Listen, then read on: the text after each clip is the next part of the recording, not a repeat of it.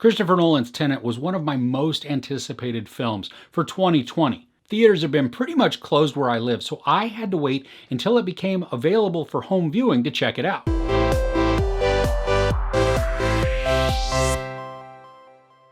Armed with only one word, Tenet, and fighting for the survival of the entire world, a protagonist journeys through the twilight world of international espionage on a mission that will unfold in something beyond real time. How's that for a description, huh? Wow, that just makes my mind hurt. Now, I gotta tell you right off the bat, it has been a very hard feat for me to avoid any kind of footage, any kind of spoilers, any kind of information on this movie. I saw the very first teaser trailer, and then I saw the first trailer, and that was it. I stayed away from everything. I didn't want to know anything about this because I wanted to go in completely blind.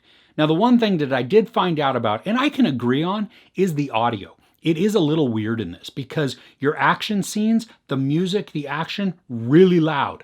The voices, the spoken words, not nearly as loud. Now, luckily, being at home with home viewing, I can turn on the subtitles, and that was a game changer because now I can understand what all of the dialogue is, even amidst just all kinds of crazy loudness. Now, the editing in this is awesome for the most part. There are a few times, though, especially during some conversations, where it's really jumpy, really jittery, and almost amateurish. Like it was just flipping back and forth really quickly between characters as they spoke, and it felt choppy. Now, the story is complex, and it's even confusing at first. I mean, it's really confusing also in the nuances, but from an overall perspective, the story makes sense. I mean, I'm able to follow what's going on a larger scale. But I really do think that multiple viewings of this are really going to help me digest what I'm seeing and what's going on so that I can really understand the entire story, because it is pretty complex and it can be confusing. And if I tried to get into the details too much in this first viewing, then I missed the overall picture and the scenes have moved on and I'm stuck back here trying to figure out, well, what just happened or what were they trying to explain? It's easier just, you know what, here's the overall picture, good to go. This isn't the strongest Nolan film. I think Interstellar and Inception are better, especially at conveying wildly complex ideas into digestible chunks. Now, we have four main players, and I enjoyed their performances. John David Washington is the protagonist. He's driven, calculated, but also confused as he's trying to figure out what exactly is going on. Robert Pattinson is wickedly smart, and he does a fairly good job at trying to explain some of the stuff that's happening. He is able to dumb it down, but I'm not sure he dumbs it down enough for everybody the first pass, at least for me. Elizabeth Debicki is very sympathetic, but I wish we had more with her. Some parts with her feel very rushed, and so it becomes hard in different parts to form a real good emotional connection to her. Kenneth Branagh is dark and mysterious, and I loved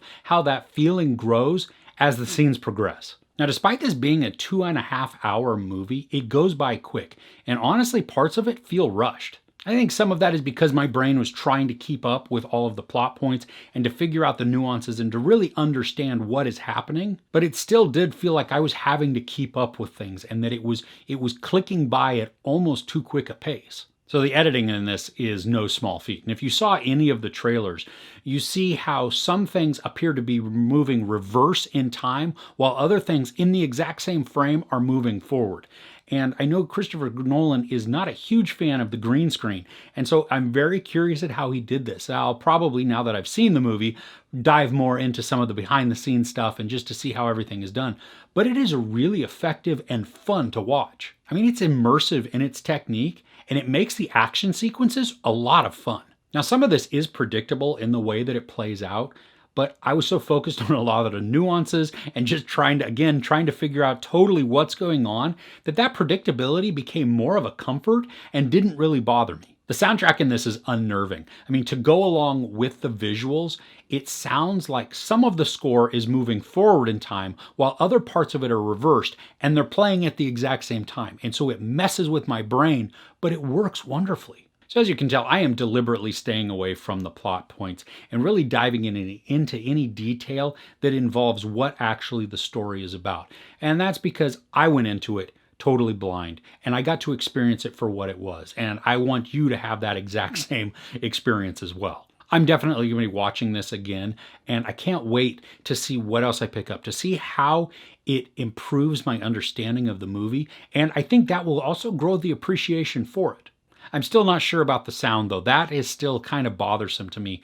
And not the soundtrack or the score. It's the overall just loudness and softness of vocals that's where probably that's not going to improve. There's no sex or nudity, some profanity, and a lot of violence.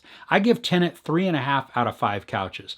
Except I'm going to leave this caveat that I could go up after I watch it a few more times and I get a better appreciation for the film. So I'm going to leave that little space in there for improvement. But right now, after my first viewing, it's fun. 3.5 out of 5.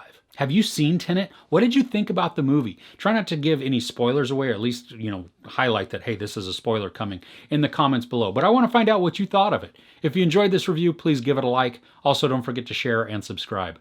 I'm Chris. This is Movies and Munchies. Thanks for couching with me.